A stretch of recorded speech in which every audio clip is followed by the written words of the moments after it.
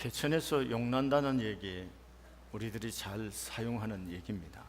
그런데 요즘은 우리나라에서 개천에 용나기 어렵다는 것이 시대적인 정신이고, 많은 젊은이들의 가슴 속에 절대로 개천에서 용 못 난다, 이런 의식이 굉장히 팽배한 것 같습니다. 여러분, 우리 시대만 개천에 목 난다 이런 얘기하는 거 아닙니다.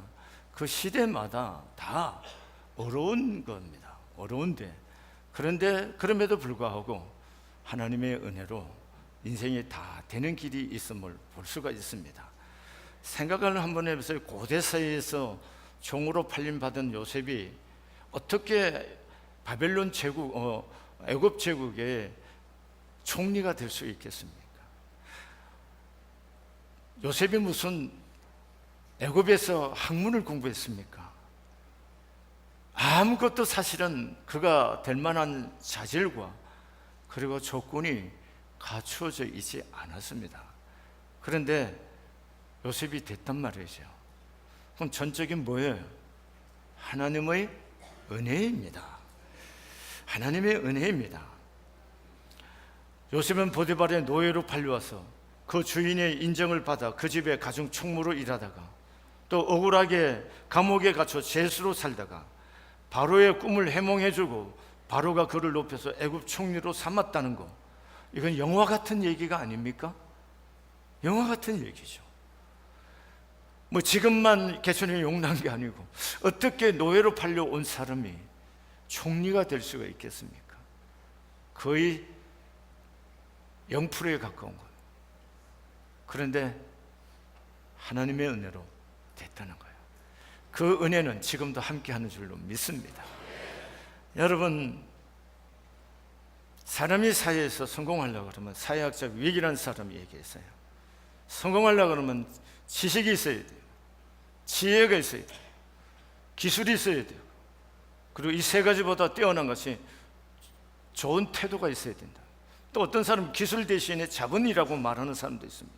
지식과 지혜와 자본 얘기를 하는 사람이 있습니다.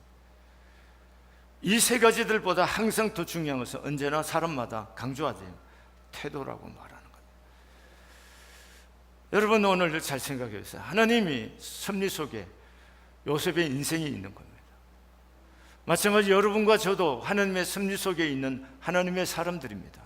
그런데 하나님께서 요셉을 쓰시려고 하면은 좀 영광스럽게 요셉을 바로의 왕궁에 장학생으로 보내갖고 그래서 공부를 하고, 그리고 좀 영어롭게 그래서 훈련도 받고, 또 바로의 눈에 들고, 뭐 이런 전 과정이 있어서 이렇게 엘리트 코스를 밟아서 갔으면 얼마나 좋겠습니까? 근데 하나님께서 노예와 죄수의 길, 그 길로 통해서 하나님이 요셉을 인도하고 있는 거예요. 엘리트 코스가 아니라 가장 밑바닥의 코스입니다. 뭡니까? 요즘 말하면 흑수저의 길로 그를 인도해갖고 하나님이 가장 영광스러운 자까지 인도해 주시는 것을 볼 수가 있습니다. 하나님께서 꼭 그런 방법이 아니에요. 위의 방법으로 못 가겠습니까? 갈 수 있는 거죠. 그런데 이사야 55장 8절과 9절에서는 이렇게 성경을 말하고 있는 거예요. 여호와의 말씀이 내 생각은 너희 생각과 다르며 내 길은 너희 길과 달라서 하늘이 땅보다 높음같이 내 길은 너희 길보다 높으며 내 생각은 너희 생각보다 높으니라, 이렇게 말하고 있습니다. 여러분, 다니엘은 장학생으로 갔습니다. 그리고 거기에서 학문을 공부하고 거기서 눈에 들었고 그래서 총리가 됐습니다. 그러나 요셉은 장학생이 아니라 뭘로요? 노예로 팔려가서 감옥까지 가서 죄수가 되고, 이런 길을 통해서 하나님께서 요셉의 길을 인도해 주셨습니다. 사람은 각자 가는 길이 다릅니다. 여러분, 우리 모두가 인생을 살아가는 길이 동일하다고 생각하면 안 됩니다. 각자 가는 길이 다릅니다. 그걸 인정하고 받아들여야 된다는 것입니다. 왜 내겐 이런 길이냐? 공고해야 할 필요가 없다는 것입니다. 어느 길을 가든 하나님은 우리에게 최상입니다. 문제는 우리가 그 길을 가면서 감사하고 주님과 동행하면 그분의 뜻을 분별하게 되고 모두가 축복이요 은혜 가운데 내 삶이 이루어졌다고 고백하게 될 줄로 믿습니다. 여러분과 제가 가는 길이 다니엘처럼 장학생이 아니고 요셉처럼 흙수저같이 노예로 죄수로 이렇게 바닥에 긴다 하더라도 하나님이 우리와 함께 계시면은 능치 못함이 없는 줄로 믿습니다. 지금 여기를 받아들이시기를 바랍니다. 창세기 40장 13절에서 15절의 말씀 우리가 보면은 술 맡은 관원장의 꿈을 해몽해주고 그에게 말하기를 당신이 3일 후에 다시 복직이 될 텐데 그때의 나를 생각하고 내게 은혜를 베풀어서 내 사정을 바로에게 좀 말씀해 주셔서 나로 하여금 이 집에서 건져달라고 애원하는 장면이 나오고 있습니다. 이렇게 애원합니다. 그럼 그 순간에 술 맡은 관원장이 NO 이렇게 말했겠습니까? 오케이, 알았다. 그랬을 겁니다. 그런데 40장 23절에 보니까 술 맡은 관원장이 요셉을 기억치 못하고 그를 잊었더라 이렇게 말합니다. 여러분, 그러고 나서 41장 1절에 가니까 만 2년 후에 바로가 꿈을 꿨다 이렇게 말하고 있습니다. 술 맡은 관원장이 복직하고 나서 만 2년이 지났어요. 그리고 나서 하나님께서 바로로 하여금 꿈을 꾸게 하고 하나님께서 요셉에게 새로운 방법으로 다가가는 것을 볼 수가 있습니다. 여러분, 요셉은 자기가 갇힌 감옥에서 술 맡은 관원장이 복직되고 나면은 무언가 자기에게 이 억울한 사연이 전달이 돼서 이 감옥에서도 해방을 받고 자기가 새로워지리라고 기대했을 겁니다. 그럼 요셉은 지금 누구를 기대하고 있었던 겁니까? 그게 술 맡은 관원장입니다. 일주일이 지났습니다. 아, 바빴겠지. 한 달이 지나갑니다. 뭔가 지금 일을 열중히 하다 보니까 바로와 대면할 시간이 없었겠지. 이렇게 생각했을 겁니다. 그것이 2달, 석 달, 그것이 1년이 지나고 이렇게 가는 동안에 눈을 떠요. 예배를 드리면서 눈 감으면은 뒤로 갔어요. 여러분, 그러면서 점점점 술 맡은 관원장에 대한 기대감이 점점점 내려옵니다. 그것이 바닥에 딱 도착해서 술 맡은 관원장이 요셉의 내리 속에서 다 지워진 시간이 만 2년이 걸렸다는 거예요. 그 만 2년이 되는 그때에 하나님이 하나님의 방법으로 요셉을 찾아오셨어요. 그게 뭡니까? 바로로 하여금 꿈을 꾸게 합니다. 그리고 번민하게 합니다. 아무도 박사와 술객들이 그 꿈을 이해도 못하고 무슨 꿈인지도 모르고 그 꿈에 해석할 수 있는 능도 없습니다. 그러는데 술 맡은 관원장이 번뜩 기억이 났습니다.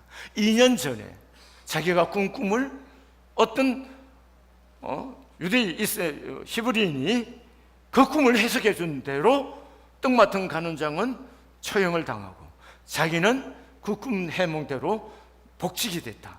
그때야 술 맡은 관원장의 머릿속에 요셉이 기억이 났다는 거예요. 그래서 바로에게 그 요셉의 얘기를 해드렸습니다. 그런데 요셉이 바로를 불렀습니다. 바로를 불러서 꿈을 해석하게 합니다. 그랬을 때 깜짝 놀라는 거죠.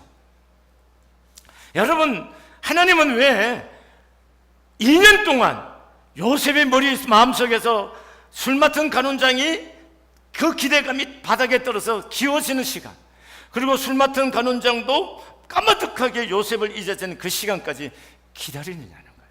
그건 왜 그랬을까냐는 거예요.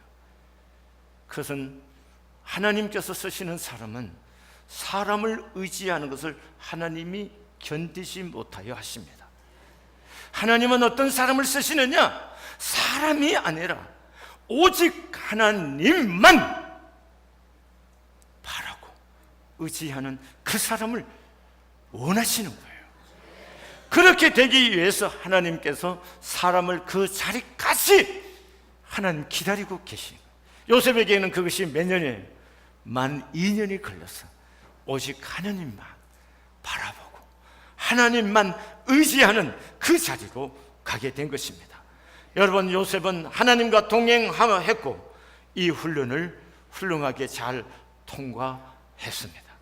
오늘 여러분과 제가 하나님께 쓰임받는 삶을 살려고 하면은 하나님만 의지하는 그 신앙의 자리로 가지 않으면 하나님이 여러분과 저를 고용해서 쓰실 수가 없다는 것이에요.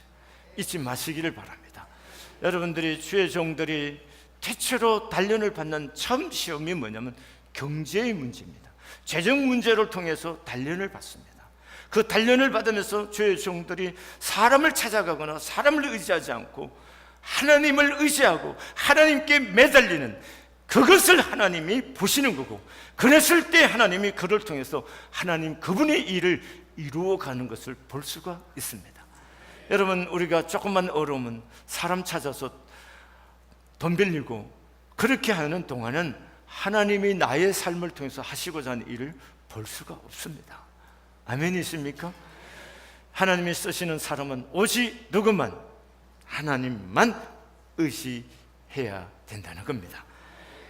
그 다음에 41장 25절, 28절, 32절의 말씀은 있는데, 거기에 가서 바로의 앞에 부르심을 받고 가서 그 꿈에 대한 해몽을 할 때에 요셉이 바로에게 고백하는 장면이 나오는데, 그게 동일한 문장과 뜻이 담겨진 문장이 있어요. 그게 뭐냐면은 하나님이 그가 하실 일을 바로에게 보이신 일이라 이렇게 말합니다. 바로가 꾼 꿈은 어쩌다가 꾼 꿈이 아니고 하나님께서 당신이 행하실 이 일을 바로에게 꿈을 꾸게 했고 그 꿈을 하나님이 행하실 것이다, 이렇게 말을 하고 있는 겁니다. 이 고백은 단순한 고백이 아니고 요셉에게 있어서 이 고백은 모든 것은 하나님의 손에 있다는 겁니다. 하나님이 주인이시다는 겁니다. 하나님의 주권을 고백하는 것입니다. 단순히 하나님의 주권을 고백하는 정도가 아니라 하나님이 주인이시다고 하는 고백과 더불어 하나님의 다스림 안에 있는 사람이라는 것을 보여주고 있다는 거예요. 그럼 요셉은 어떤 사람이에요? 하나님을 의지하는 사람일 뿐만 아닙니다. 하나님이 인생의 참된 주인이시다. 인간의 생사화복을 주관하시는 하나님이 내 길을 아시는 분이요, 내 길을 인도하시고 내 걸음을 정하시고 이끌어 가시는 분이라는 사실을 인정하실 뿐만 아니라 그 하나님의 모든 행위 속에 순종하고 다스림을 받는 사람이 누구냐? 바로 누구예요? 요셉이라는 거예요. 이게 중요하다는 겁니다. 여러분과 제가 하나님의 다스림을 받지 않고는 하나님의 쓰심에 쓰여질 수 있는 도구가 될 수가 없다는 것입니다. 이 부분이 매우 중요한 것입니다. 또한 우리가 41장 40절의 말씀 보시면은 요셉이 꾼 해몽을 하는 것을 듣고 바로가 요셉에게 하는 말입니다. 너는 내 집을 다스리라. 내 백성이 다 내 명령에 복종하리니 내가 너보다 높은 것은 내 왕자뿐이니라. 그 다음 43절 하반절에 보면 바로가 그에게 애굽 전국을 총리로 다스리게 하였더라라고 하였습니다. 여기 용어가 조금 다르긴 하지만 창세기 39장 4절에 보면은 요셉이 그 주인에게 은혜를 입어 섬김에 그가 요셉을 가정 총무로 삼고 자기 소유를 다 그 손에 위탁하니, 이렇게 말합니다. 보디발의 집에 있을 때에도 보디발은 요셉에게 자기 집을 다 관리하도록 맡겼다는 겁니다.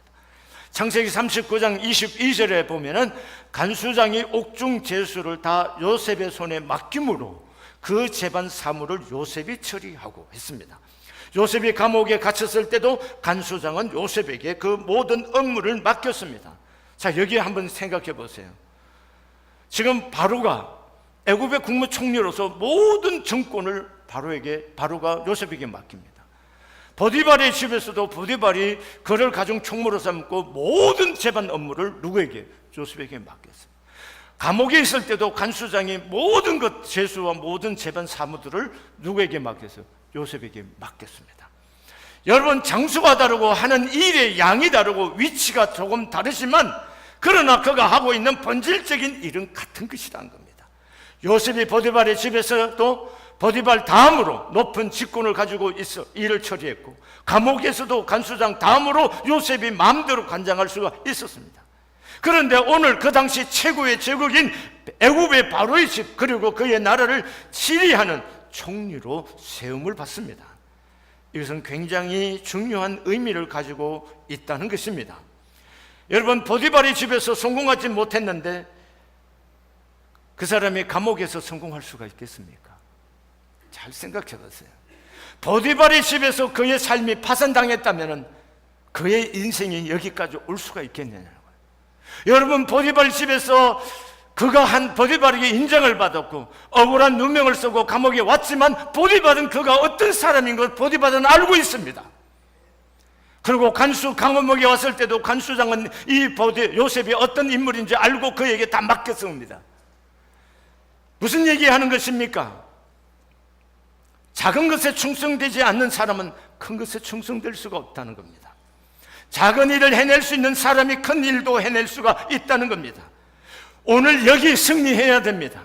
지금 여러분에게 맡겨진 그 일에 충성되고 존귀함으로 쓰임을 받을 때 여러분들을 하나님이 더 큰 일들로 맡겨지는 것이지, 지금 내가 하고 있는 일에 불성실한 사람, 그 일에 인정받지 못한 사람이 더 큰 일들 하나님께서 맡긴다, 성경은 그런 얘기하는 것이 아닙니다.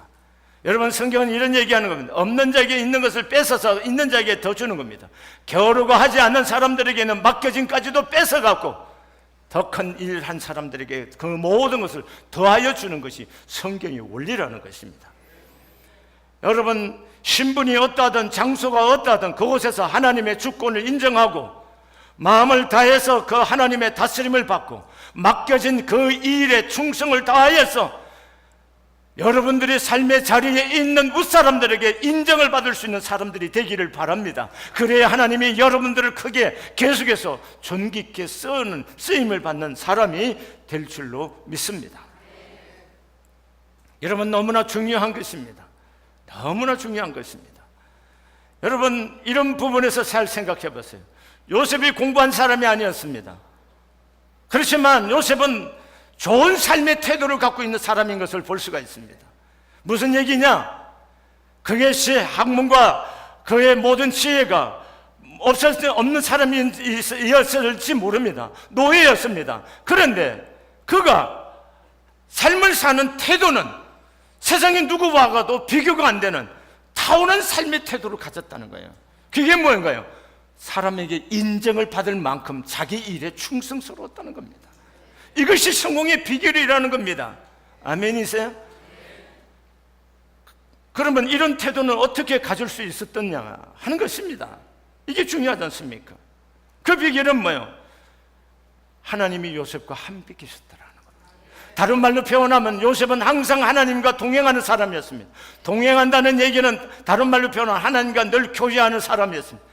그의 삶은 사람 앞이 아닌 하나님 앞에서의 삶을 그가 살았다는 것을 보여주고 있는 겁니다. 하나님 앞에서 살기 때문에 그의 삶은 뭐예요? 올바를 수밖에 없죠. 게으를 수가 없죠. 사람의 눈을 속이는 삶을 살 수가 없는 것이요. 그는 신실할 수밖에 없어요. 온 마음을 다할 수밖에 없어요. 왜? 하나님과 동행하는 사람이기 때문에 그렇다는 겁니다. 그뿐인 줄 아십니까? 성경은 이렇게 말합니다. 창세기 41장 38절 39절에 보면은 바로가 이렇게 말합니다. 이와 같이 하나님의 영에 감동된 사람을 우리가 어찌 찾을 수 있으리요? 너와 같이 명철과 지혜가 있는 자가 없도다, 이렇게 말합니다. 여러분 잘 보세요. 성공하는 데 중요한 요소가 뭐예요? 지혜가 필요하다고 얘기했습니다.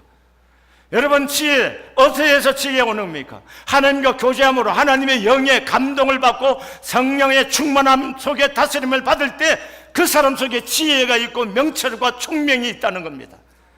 여러분, 성령 충만은 교회 목회하고 신앙생활 하는 데만 필요한 거 아닙니다.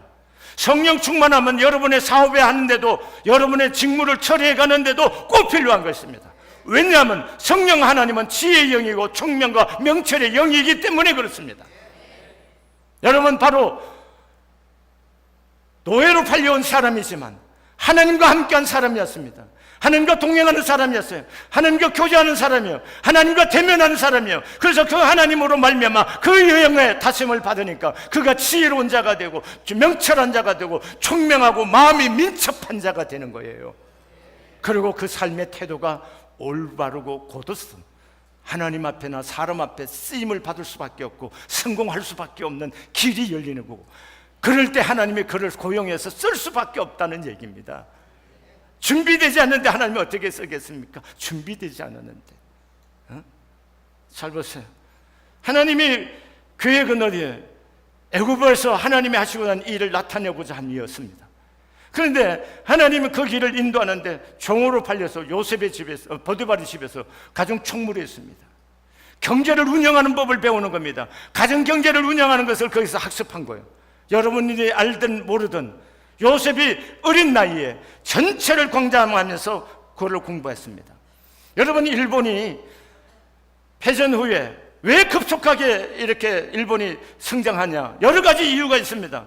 우리나라 전쟁이 일어나서 이걸 아주 좋은 기회가 되었고 그랬습니다. 여러 가지 조건도 있고, 또 공산주의가, 소련과 중국이 공산주의가 대도하면서 미국이 이걸 방어하기 위해서 파트너로서 일본을 붙잡고 하는 일도 있고, 몇 가지 조건이 있어요.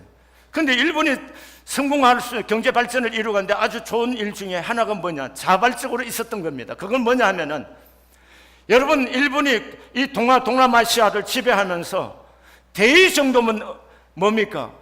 경기도 정도를 관할할 수 있는 감독관이 될 수 있단 말이죠. 그러면 젊은 친구들이 뭡니까? 그 큰 덩어리를 운영하는 법을 뭐예요? 알게 모르게 배우고 학습이 된 거예요. 이 친구들이 다 제대하고, 전쟁이 종식되고 제대하고 산업전사로서 전 세계를 뛰면서 일을 하게 된 겁니다. 여러분, 이게 중요한 겁니다. 학습이 안 된 게 경제를 운영하는 법을 뭡니까? 거기서 배운 거예요. 그 다음에 감옥에서 뭘 하는 거예요? 행정을 배우는 거죠. 사무처리를 하는 거니까.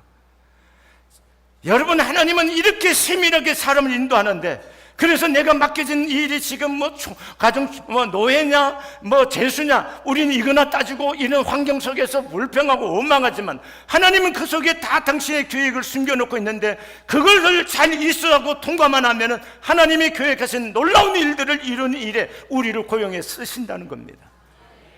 여러분, 알게 모르게 요셉은 인간적으로 성공할 수 있는 모든 것을 지금 다 하나님의 손길 아래서 훈련되어 가고 있었어요. 뭐예요? 지식이 경험됩니다. 지혜가 왔습니다. 그 다음에 또 뭐가 있습니까? 전 조직을 운영할 수 있는 기술이 붙은 거죠. 그 다음에 삶의 좋은 태도가 그에게 완벽하게 갖춰졌던 거예요. 아멘이세요? 여러분이 인정하든 안 하든, 알든 모르든 상관없이 요셉이 속에 삶을 통해서 배워지고 몸에 익혀진 거예요. 이렇게 됐을 때 하나님이 그를 들어서 고용해서 쓰시는 겁니다.